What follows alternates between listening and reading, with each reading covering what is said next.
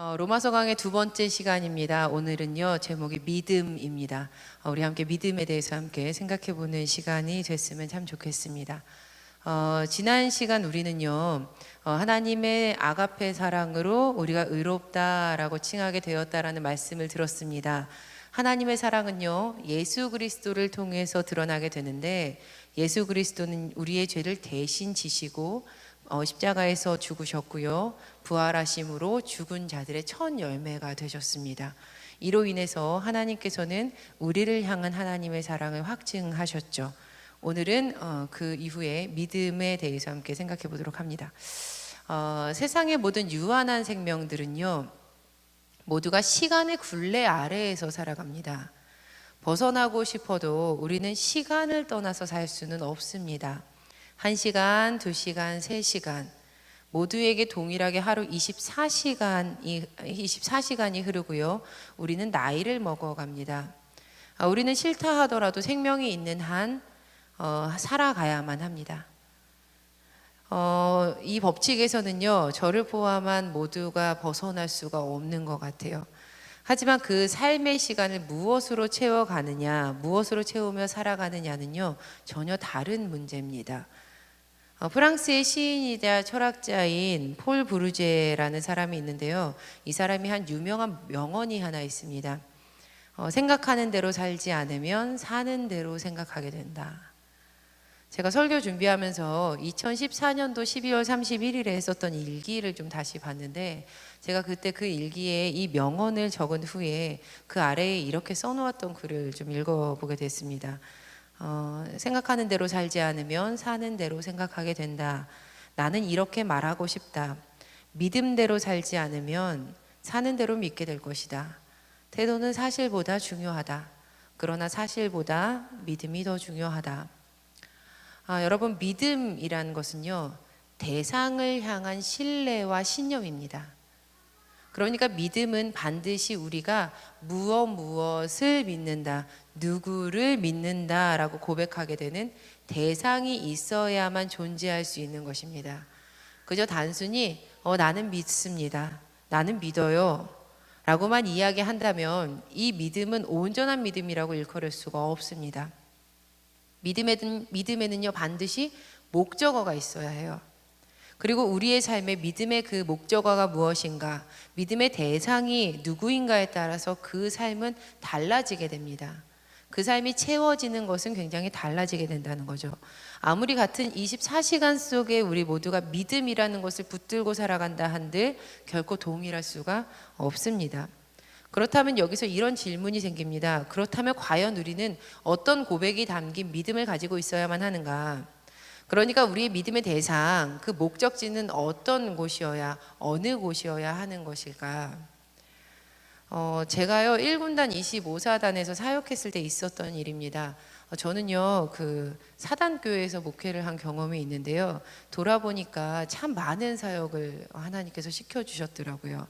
그러니까 25사단의 그 교회에다가 제가 적을 두고 있었고, 그리고 또 25사단 70년대에 이제 미스바 교회라는 데가 있었는데, 거기서 이제 그 예배를 섬겼어요. 그래서 설교를 하고요. 또 1군단 안에서 이루어졌던 많은 기독 간부 수련회와 또 그들에 대한 훈련, 또 1군단 내의 군종병 집체 교육, 그리고 군단 내 여군들을 하나님이 저에게 보여주셨거든요. 그래서 그 여군들 모아서 홀리클럽을 이제 창설해서 같이 또 모임도 하고요. 군 간부들 영성 훈련, 상담, 뭐 사역 등 막 이런 것들을 막 했어요. 지금 돌아보면서 이렇게 설교를 쓰면서 이렇게 준비하면서 이렇게 쓰는데, 되게 많이 시키셨네 하나님이, 좋은 사역들을, 이런 생각이 들더라고요. 그런데 지금 생각해봐도 참 즐겁고 행복했던 그 사역의 현장이었는데, 사실 처음부터 이렇게 사역의 길이 열렸던 것은 전혀 아니었습니다. 왜냐면요, 제가 사역을 시작했던 처음 몇 달간은 그냥 군대 교회가 일반 우리 교회처럼 이 민간 교회랑 동일하다고 생각을 했기 때문입니다. 그냥 저에게 단지 그 교회 구성원들만 바뀌었을 뿐이었어요. 그러니까 이제 저에게는 그냥 동일하게 군복 입은 형제들이 그냥 앉아서 예배 드리는 이 교회, 그리고 또 같이 식사하고 활동하고 친교하는 그 정도의 사역지라고 생각을 했기 때문이었습니다. 그래서 그들에게 필요했던 목양, 그리고 또 필요했던 훈련과 필요했던 관계, 그 교제가 무엇인지에 대해서 전혀 제가 몰랐고요. 단지 일반 교회처럼 제가 사역하면 되겠지, 동일하겠지라고 이렇게 생각을 했습니다. 그런데요, 하루, 이틀, 사흘 시간이 가면서 이 사역지는 내가 그동안 경험했던 그런 곳들과는 정말 많이 다르구나라는 것을 제가 깨닫기 시작을 했습니다. 이런 깨달음을 얻게 되었던 시발점이 있었는데요. 많은 수의 형제들이 믿음이 없다라는 것을 제가 알게 되는 일련의 사건들 때문이었습니다. 그들에게 믿음이 없더라고요, 믿음이. 물론 모두는 아니에요. 정말 본받을 만한 믿음을 가지고 있는 형제들이 거기에 있어요. 와, 저 사람은 어떻게 저런 믿음 가지고 있나 하는 형제들이 그곳에 있어요. 그런데 상당수의 형제들이 매 주일 교회에 출석하는 이유가 예수님 때문이 아닌 거예요. 결단코 예수님 때문이 아니었어요. 교회 밥이 맛있어서. 이거 정말이에요. 거기서 그들은요, 교회 밥이 맛있다는 소문이 돌았거든요. 제가 있었던 교회에. 그 밥을 먹으러 와요. 그리고 동기인데 다른 이 대대로 배정받은, 다른 연대로 배정받은 이 친구들을 여기서 만나려고. 왜냐하면 사단교회니까 같이 모이잖아요. 같이 만나려고. 그리고 교회 뒤편에서 피는 담배가 맛있어서. 정말이어서 이런 형제가 있었어요. 매 주일 예배 후에 간식을 주니까. 이 밖에도 저의 생각을 마비시키는 진짜 상상하지 못하는 다양한 이유들 때문에 교회에 오고 있었습니다. 그들이. 그러니까 예배 시간이 딱 시작되면 예배 전에는 엄청 신나요. 막 서로 막 떠들고 이야기하고 막 이러는데 예배만 시작하면 하나 둘 셋 장의자의 고개를 파묻어 버리는 머리들이 이제 하나 둘씩 이제 생기는 거예요. 그리고 다들 머리가요 다 똑같잖아요. 이렇게 다 이렇게 깎았잖아요. 그러니까 다 깎았으니까 한번 머리를 이렇게 떨구기 시작하면 누가 누군지를 전혀 알아볼 수가 없는 거예요. 그러니까 깨울 수도 없는 거예요. 왜냐하면 이 친구가 제가 아는 친구인지 아닌지를 모르니까 깨울 수가 없는 거예요. 그 당시 제가 있었던 이 교회가 이 문제점에 좀 봉착해 있을 때였습니다. 근데 저는 사단교회에 있었기 때문에 그곳에는요 연대교회, 대대교회보다 더 많이 사역할 수 있는 집사님들 또 청년분들이 계셨어요.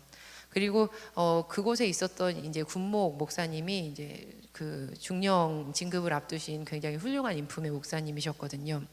그래서 감사하게도 저와 여선교회 회장이신 그 집사님이랑 같이 머리를 맞대고 이 문제를 어떻게 해결해야 될까 하고 깊이 이제 해결책을 찾고자 노력을 할 수 있게 됐습니다. 그래서 그때 생긴 게요, 새신우반이었어요. 새신우반. 군대에서는 사회보다 더 쉽게 청년들이 교회에 방문을 합니다. 왜냐하면 어차피 주말에 할 거 없는데 휴가도 못 나가니까 이번 주에는 그냥 교회나 가보자 하고 친구들을 따라오는 거예요. 그래서 매주일 처음 교회 온 형제들 있나요? 새신우 있나요? 하면 꼭 한 명 이상씩은 꼭 있습니다. 그래서 그 매주일 처음 교회에 온 그 인원들이 한 명 이상씩 꼭 있는데, 그런데 이 친구들이요 대체로 본인의 인생에서 정말 처음으로 교회를 밟아본 친구들이 대부분인 거예요. 그러니까 우리가 어떻게 이렇게 귀한 영혼을 그냥 보낼 수가 있겠어요, 그렇죠? 처음 진짜 난생 처음 교회를 왔는데 교회 다녀보신 적 있어요? 그러면 아니요, 저 오늘 진짜 처음 교회 와봤어요. 이렇게 얘기를 하니까. 여성교회 회장님이 또 하나님의 은혜를 절절히 이제 경험하신 분이었거든요. 그러니까 복음의 이제 빚진 자의 삶을 막 이렇게 살아가신 분이었는데, 그러니까 이 일에 대해서 그래 우리 새신우반을 같이 사역을 합시다 하고 이제 마음이 이제 맞은 거죠. 그러니까 새신우반은 이 형제들을 총 주일 4번을 만나자 이렇게 약속을 했어요. 그러니까 한 달을 만나는 거예요. 그리고 매달 마지막 그 토요일에는 그 각 부대마다 공문을 넣어서 이 친구들이 있죠. 이 형제들의 이름으로 공문을 넣어서 그 형제들을 데리고 이제 교회로 이제 데리고 오는 거예요. 그래서 교회로 오면은 이 집사님들 청년들이요 삼겹살을 이렇게 구워 줍니다. 한 달 동안 교회 잘 왔다고 삼겹살을 구워줘요. 저희는 안 먹어요. 다 구워줘요. 다 구워주고 서빙해주고 막 격려해주고, 그러면서 다시 복음 한번 전하는 거예요. 끝나고 들어가기 전에 간식 주면서 커피 한 잔 딱 타주면서 맛있었냐고, 복음 우리 다시 한번 들어보자고 하면서 복음을 전하고 세례를 받을 의향이 있는지, 예수님 믿는지 이걸 다시 한번 이제 구원의 확신을 확인을 하는 거예요. 그러니까 엄청 많이 먹어요. 정말 잘 먹어요. 그러니까 교회에 예산이 별로 없잖아요. 그러니까 이 집사님들이 이제 자기 주머니 이제 계속 이제 내는 거예요, 헌금을. 삼겹살은 참 좋았어요. 그런데 문제는 양육이잖아요, 양육. 근데 이제 헌데 이 군 교회가 너무 특수한 교회였기 때문에 일반 교재를 사용하기가 너무 어려웠습니다. 왜냐하면 교육 시간이요 10분에서 길게는 15분밖에 없었거든요. 그 교육받는 대상들이 내가 이제 교회 등록해서 올해 나오겠다 이러는 생각을 가지고 오는지도 모르고, 또 사회에서 어떤 일을 했는지도 모르고 어떤 생각 가지고 있는지 물을 시간조차가 없는 거예요. 또 예배 전에 간부가 인솔 해서 이렇게 다 오거든요. 그러니까 오는 시간도 다 제각각이에요. 그리고 또 끝나고 예배가 딱 맞춰지면 곧바로 다 가야 되는 거예요. 야 들어가자, 그럼 다 들어가야 돼요. 그리고 또 혹 휴가라도 겹치게 되면은 뭐 한 달에 뭐 한 번 얼굴 볼까?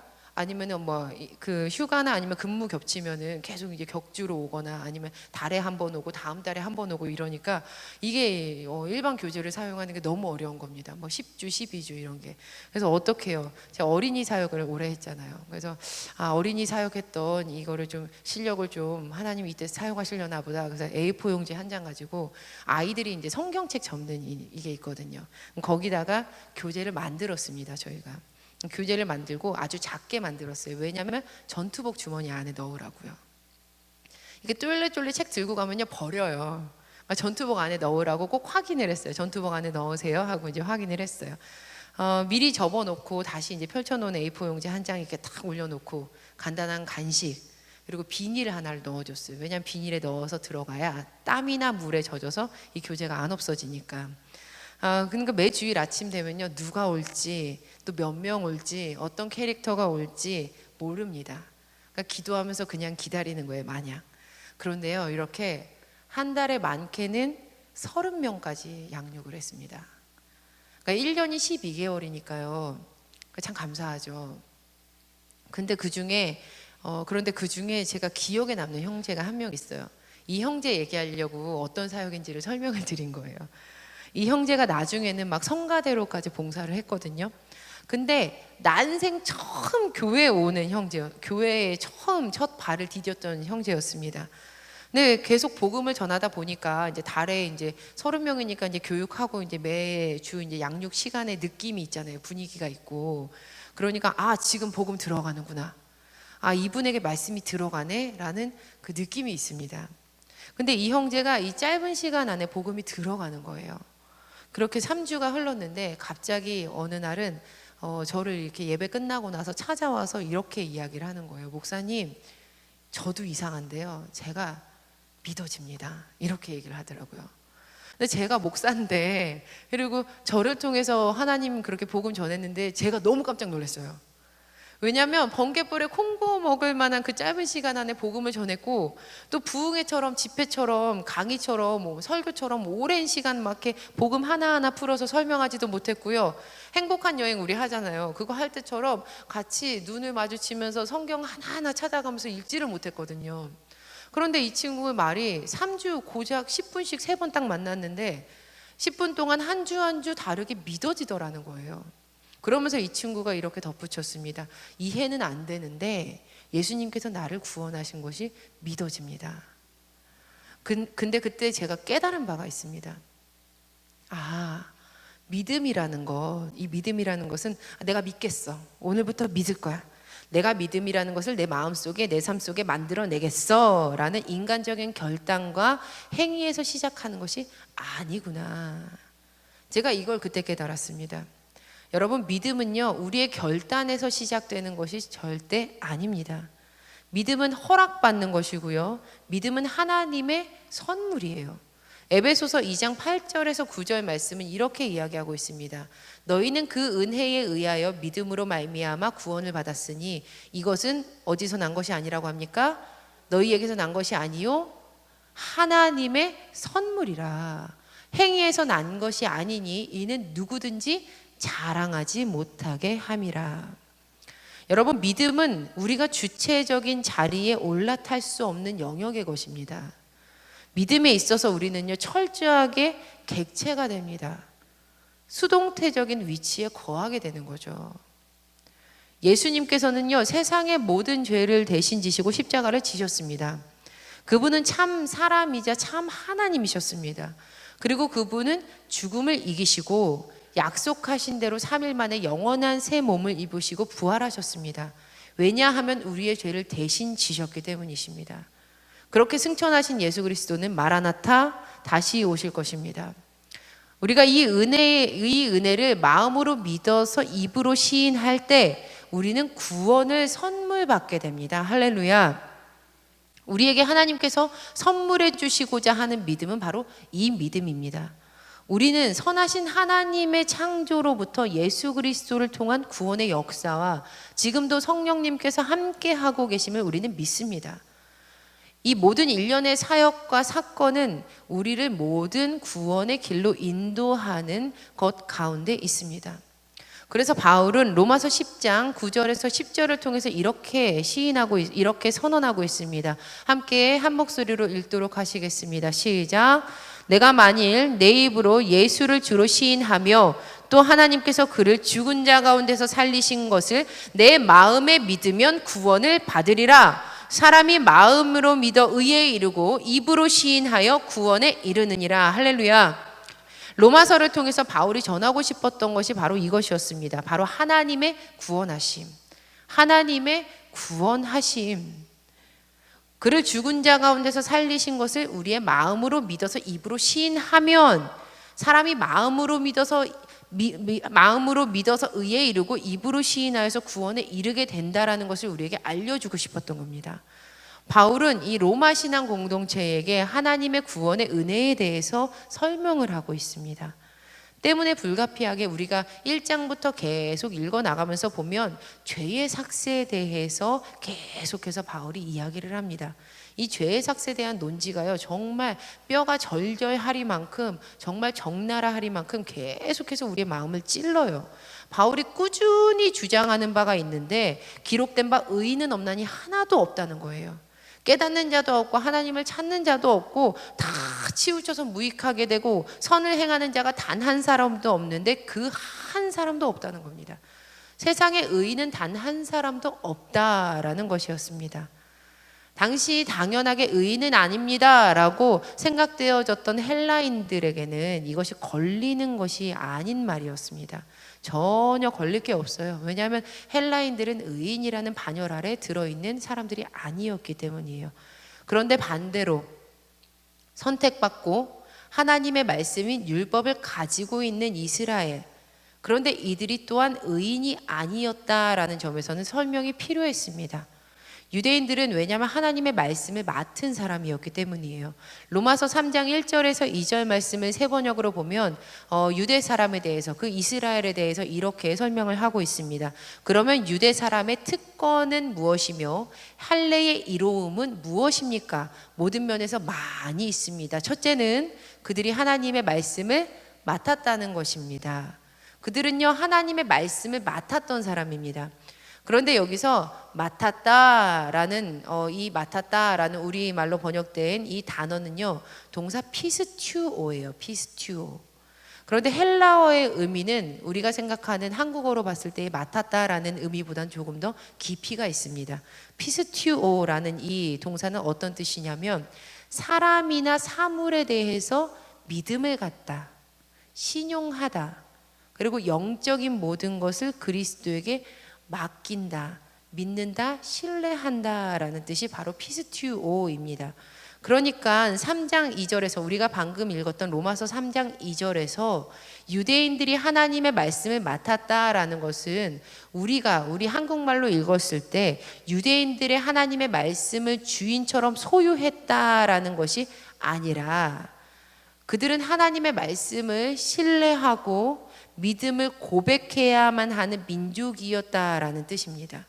그러니까 다시금 하나님께서 주체가 되셔서 그분을 향한 믿음과 신뢰, 그 신용을 고백하는 자리에 있었던 사람들이 바로 유대인이었다라는 것이죠. 그러나 문제는요, 그들이 그렇게 하지 않았다는 데 있었습니다. 로마서 9장 30절에서 32절까지 말씀을 함께 읽어보시겠습니다. 시작. 그런즉 우리가 무슨 말을 하리요? 의를 따르지 아니한 이방인들이 의를 얻었으니 곧 믿음에서 난 의요. 의의 법을 따라간 이스라엘은 율법에 이르지 못하였으니 어찌 그러하냐? 이는 그들이 믿음을 의지하지 않고 행위를 의지함이라 부딪힐 돌에 부딪혔느니라. 여러분, 도리어 이방인들이 믿음을 의지합니다. 그러니까 믿음을 고백하는 거예요. 그런데 이스라엘은요, 정작 말씀을 맡았으면서 그 하나님께 자신의 믿음을 고백하고 하나님께 그 그리스도께 자신의 모든 것을 신용하며 내어 맡겨야 되는 그 위치에 있었음에도 불구하고 이스라엘은 행위를 의지합니다. 사람의 행위를 의지하는 거예요. 그러자 믿음에 근거했던 이방인들이 도리어 하나님의 의를 얻었고요. 여기서 하나님의 의는 구원이죠. 그 구원을 얻었고요. 이스라엘은 행위에 근거해서 의에 이르려고 했기 때문에 정작 언약을 받았던 그들이 하나님의 의의 율법에 이르지 못하게 됩니다. 그렇기 때문에 결국 아이러니하게도 선택받은 이스라엘이 실패를 경험하게 되는 것입니다. 여러분, 사도행전 4장을 읽어보면 성령께서 강림을 하시는데 이 성령의 강림을 경험한 초대교회에서 그들만의 독특한 문화가 생겨났음을 우리가 알 수 있습니다. 바로 사도들이 큰 능력과 주 예수님의 부활을 전하니까 그들이 큰 은혜를 받게 되는 거예요, 무리들이. 그래서 그 큰 은혜를 받은 그 무리들이 밭과 집과 있는 모든 것들을 다 팔아서 한 것의 값을 가져다가 가난한 사람과 나누는 모습이 여기에 등장을 합니다. 그런데 그 방법은 다음과도 같았는데 판 것의 값을 가져다가 사도들의 발 앞에 두는 거예요. 그러면 그 사도들이 그 사람들이 각각 필요한 만큼을 다 그것에 따라서 이렇게 나누어 줍니다. 사도행전 4장 마지막 부분에서 5장에 시작되는 내용을 보면 바나바라는 별명을 가졌던 요셉이라는 사람이 밭을 팝니다. 그 밭을 팔아서 그 값을 사도들의 발 앞에 내어둡니다. 이어서 5장을 보게 되면 아나니아라는 사람이 그의 아내 삽비라와 더불어서 자신의 소유를 다 팝니다. 그리고 그 값을 동일하게 사도들의 발 앞에 내려놓습니다. 드러나는 겉모습은 동일합니다. 모두 다 밭을 팔고 소유를 팔았고요. 그리고 그 값을 사도들의 발 앞에 다 내려놓습니다. 그런데 한 사람은 시간이 흐른 후에 그 이후에도 이렇게 평가를 받습니다. 사도행전 11장 24절 말씀을 보면요, 바나바는 착한 사람이요 성령과 믿음이 충만한 사람이라 이에 큰 무리가 주께 더하여지더라 라고 평가를 받습니다. 하지만 다른 편의 사람은요, 생명을 잃습니다. 아나니아와 삽비라는 소유를 팔았지만 그 값의 얼마를 감추어 둡니다. 그러자 이 아내 삽비라는요, 이 모든 사실을 알고 있었음에도 불구하고 묵인을 해요. 그러자 이 아나니아가요, 사도들의 발 앞에 돈을 두었을 때 그때 베드로가 이렇게 그에게 말을 합니다. 아나니아야, 어찌하여 사탄이 내 마음에 가득하여 내가 성령을 속이고 땅값의 얼마를 감추었느냐? 이에 아나니아가 엎드러지고요, 혼이 떠나갑니다. 또 그의 아내 삽비라도 거짓을 증언하면서 생명을 잃습니다. 자, 여러분 보세요. 사람의 눈에는요, 행위가 모두 동일해요. 솔직히 우리는요, 어떤 행위가 진정으로 믿음에서부터 우러나온 행동인지, 하나님의 의로우심을 신뢰했기 때문에 저 행동이 나오는 것인지, 아니면 반대로 그런 행동이 나오는 것이 그렇지 않기 때문인지 우리는 판단을 할 수가 없습니다. 마치 사람들이 봤을 때는요, 바나바도 똑같고요, 아나니아 삽비라도 똑같아요. 똑같이 팔고 사도들의 발 앞에 다 내려놓은 거예요. 하지만 예수님께서는 서기관과 바리새인들을 꾸짖으시면서 이렇게 말씀하셨습니다. 화 있을진저 외식하는 서기관과 바리새인들이여, 회칠한 무덤 같으니 겉으로는 아름답게 보이나 그 안에는 죽은 사람의 뼈와 모든 더러운 것이 가득하도다. 이와 같이 너희도 겉으로는 사람에게 옳게 보이되 안으로는 외식과 불법이 가득하도다. 하나님께서는요, 저를 포함한 우리 모두의 그 마음의 중심에 하나님의 의를 향한, 즉 구원을 향한 진실한 믿음이 있는지, 아니면 스스로를 높이고자 하는 자신의 의로움을 향한 갈망이 있는지, 즉 믿음이 없는지 알고 계십니다. 우리는요 믿음장이라는 별명을 가진 히브리서 11장을 이렇게 함께 믿음으로 고백하고 읽고 있습니다. 히브리서 11장 1절에서 2절 말씀 함께 읽어보시겠습니다. 시작. 믿음은 바라는 것들의 실상이요 보이지 않는 것들의 증거니 선진들이 이로써 증거를 얻었느니라. 믿음은 우리가 바라는 것들의 실제 모양입니다. 그리고 보이지 않는 것들의 증거가 되는 것이 믿음이에요. 그러니까 우리가 보이지 않는 마음 깊숙한 곳에 존재하는 이 믿음은요, 사실은 보이는 증거를 생성해낸다는 것입니다. 그러니까 믿음은 우리가 바라고 있는 것들에 대한 실제 모양이고 보이지 않는 것들의 증거가 되는 겁니다. 드러난다는 거예요. 보여지는 거예요. 믿음은 안 보이는 것이 아니라는 말입니다. 제가 수련 목회자로 훈련을 받고 있었던 과거에 그 교회 담임 목사님께서 늘 입버릇처럼 하셨던 말씀이 있습니다. 입버릇처럼 늘 이렇게 말씀하셨어요. 설교 때도 말씀하시고 개인적으로 대화를 나누실 때도 이렇게들 말씀하셨거든요. 우리는 주 예수님을 믿어서 영원을 허락받은 사람들입니다. 그렇다면 지금 우리가 영원을 살아가고 있는데 고작 길게 100년? 문제는요, 사실 이 100년이라는 것이 굉장히 짧다는 데 있습니다. 우리의 이 짧은 인생 시간이 얼마나 길겠습니까? 지금 내 앞에 있는 이 문제가 영원이라는 시간 앞에 보았을 때 얼마나 먼지 같을까요? 영원이라는 시간 앞에 이 100년이라는 시간이 얼마나 짧을까요? 그러니까 내 앞에 있는 이 문제가 되겠습니까? 어려움이 되겠습니까? 믿음을 보여야 되는 상황이 그저 지나가야 되는 한순간, 스쳐 지나가야 되는 그 순간이 되겠습니까? 아니죠. 우리는 하나님 믿는 사람입니다. 그렇다면 우리의 삶을 대하는 그 태도는 달라지게 될 것입니다. 네, 맞습니다, 여러분. 우리는요, 주 예수님을 믿어서 영원의 시간을 허락받은 사람들입니다. 우리가 고백하는 그 믿음은요, 사실은 우리에게 어마어마하고 거대한 것들을 가져다 줍니다. 영원을 가져다 주는 겁니다. 영원의 시간을 우리에게 주는 것이 우리의 믿음이에요. 그러니까 우리가 믿음을 고백하고 영원의 삶을 허락받은 사람들이라면 우리 삶의 24시간은 나에게 이 믿음을 통하여서 하나님의 구원의 은혜가 임했다라는 사실이 증명되고 보여지는 시간이 된다는 겁니다. 그런데 왜 우리는 믿음대로 살지 못하는 걸까요? 내가 채워가고 있는 이 24시간이 믿음으로 살아내지 못하는 시간이 되어가고 있는 것은 왜일까요? 이번에는요, 제가 더 과거에 교육전도사였을 때 저를 가르쳐 주셨던 목사님께 들었던 이야기입니다. 제가 미래에 대해서 불안해하고 불만을 막 토로하면요, 굉장히 냉정하리만큼 비수를 꽂으시면서 저에게 이렇게 말씀하셨습니다. 믿음 없으니까 그렇지. 전도사님, 그거 믿음 없다는 증거야. 그때는요, 너무 속상했어요. 왜 도대체 나한테 믿음 없다고 그래? 나 기도하는데, 나 믿음 있는데. 근데 여러분, 내 돌아보니까요, 믿음이 없었습니다. 믿음 없었어요. 저는요, 예수님께서 저를 위해서 행하셨던 그 놀라우신 구원의 능력이 사실은 진짜 믿어지지 않았던 겁니다. 그러니까 지금 이 먼지 같은 일에 급급하고요, 이거 안 하면 죽을 것 같고요, 이거 안 하면 내가 회사에서 잘 안 될 것 같고요, 이거 못하면은 내가 친구들이랑 멀어질 것 같고, 이거 없으면 내가 죽을 것 같은 거예요. 물론 지금도 그런 모습이 드러날 때는요, 참 부끄럽습니다. 그때 들었던 질책이 들리는 것 같아요. 믿음 없으니까 그렇지, 믿음 없으니까. 너 사실은 안 믿는 거잖아. 로마서 10장 14절 상반절은요, 이렇게 우리를 질책하고 있어요. 그런즉 그들이 믿지 아니하는 이를 어찌 부르리요.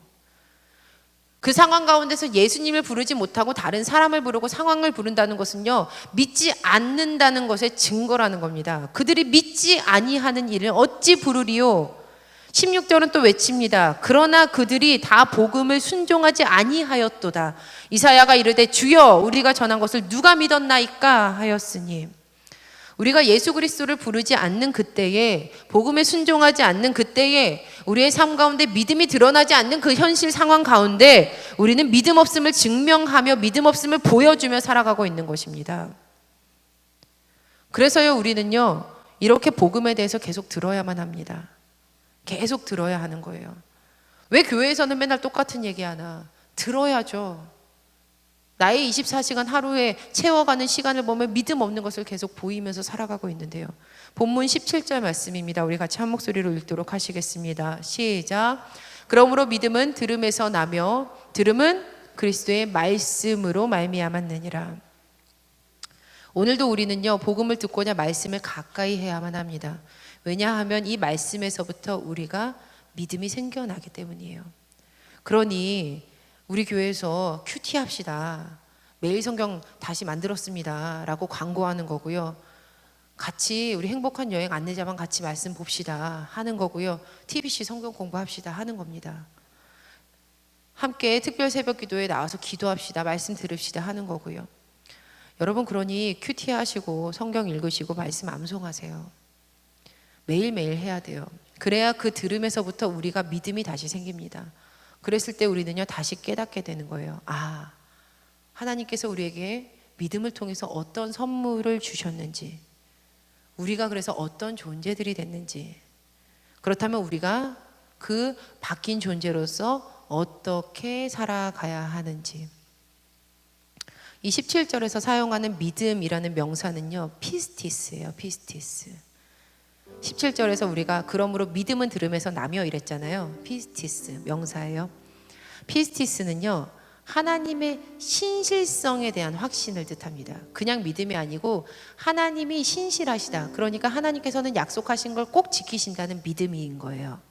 특별히 구원에 대해서 그리스도를 신뢰한다라는 것을 의미하고요, 또 복음의 진리 그 자체를 나타내기도 합니다, 이 믿음이요. 그런데 우리가 설교 중에 아까 살펴봤던 동사 있죠. 동사는요, 피스티오예요. 근데 이 동사가요, 피스티오 비슷하죠. 이 믿는다라는 이 명사 피스티스랑, 나는 믿는다, 그 믿음이라는 명사 피스티스랑요, 믿는다라는 동사 피스티오는요, 어원이 똑같습니다. 어원은요, 페이도예요. 페이도는요, 동사인데요, 확신하다, 동의하다라는 뜻을 가지고 있습니다. 그런데 로마서에서, 특별히 로마서에서 8장 38절에서 이 단어가 쓰이게 되는데, 페이도라는 단어가 쓰이게 되는데, 페이도라는 단어가 사용될 때 로마서에는요, 어떻게 쓰이냐면요, 내적인 확신으로 의존한다라고 쓰입니다. 내적인 확신을 가지고 의존한다고 쓰이는 게 페이도예요. 근데 여러분, 로마서 8장 38절이 어떤 구절인지 아세요? 우리가 지난주에 본문으로 삼았던 구절이에요. 내가 확신하노니 사망이나 생명이나 천사들이나 권세자들이나 현재일이나 장래일이나 능력이나 높음이나 기쁨이나 다른 어떤 피조물이라도 우리를 우리 주 그리스도 예수 안에 있는 하나님의 사랑에서 끊을 수 없으리라. 사랑하는 여러분, 믿음은요, 의존하는 겁니다. 근데 아무 곳에나 아무데나 의존하는 게 아니에요. 그 사랑에서 우리를 끊을 수 없다는 것을 의존하는 것이 참 믿음입니다. 나는 나의 구원을 이룰 수 없는 주체이기 때문에, 난 주체가 될 수 없는 존재이기 때문에, 나는 주어가 될 수 없기 때문에 주체 되시고 주어 되신 하나님을 의존하는 것, 그 하나님을 목적으로 삼아서 의지하는 것, 그리고 그 하나님께서 나에게 선물해 주신 그 구원의 믿음을 가지는 것. 믿음은요, 그 하나님의 사랑을 기반합니다. 의지하는 것은요, 하나님의 사랑을 신뢰한다는 뜻이에요. 여러분, 우리가 누군가에게 든든한 사랑을 받잖아요. 내가 못생겨도 괜찮대요, 돈 없어도 괜찮대요, 병들어도 괜찮대요, 실수해도 괜찮대요, 안 떠나간대요. 그런 사랑을 받잖아요. 그러면 그 상대방에 대해서 의지하면서 믿게 되는 거예요. 아, 어떻게 해도 나 안 떠나지. 믿음이 생기잖아요. 믿음은요, 그렇게 의존하는 겁니다. 그리고요, 우리가 하나님의 사랑을 피스티오 하면서 의존하면서 믿잖아요. 그러면 이 믿음은요, 우리를 천국으로 인도합니다. 우리에게 영원을 주는 그 아름다운 길로 우리를 인도하는 겁니다. 사랑하는 여러분, 혹시라도 이 자리 가운데 그 믿음이 없는 분이 계시다면요, 간절히 기도하며 구할 때 꾸짖지 않으시고 넉넉히 흔들어 부어 넘치게 주시는 하나님께서 오늘 이 시간 믿음을 선물해 주실 줄 간절히 소망합니다. 그렇게 믿습니다. 이 자리에 믿음 있어서 나오신 분들은요, 잊지 마세요. 우리의 삶은 우리의 믿음을 증명해내는 시간들입니다. 우리의 마음 가운데 하나님을 향한 그 사랑을 우리가 신뢰하고 확신하고 믿는다면요, 그 하나님이 나의 삶을 통해서 드러납니다.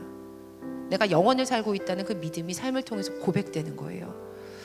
사랑하는 여러분, 삶 가운데 그 하나님을 향한 굳건한 믿음이 보여지는 귀한 인생 되기를 간절히 축원합니다. 함께 찬양하시